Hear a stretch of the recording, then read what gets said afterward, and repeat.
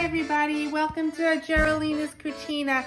Tonight we're going to make a very easy carbonara. Put a little bit of oil in a hot pan.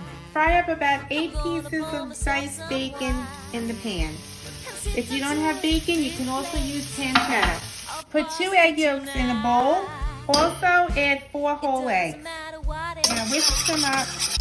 Into the egg mixture, I added a lot of grated cheese.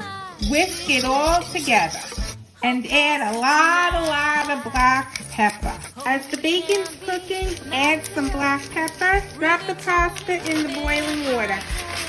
Drop the pasta into the bacon, the egg and cheese mixture, and dump it over the pasta. And we have to very quickly stir it all together.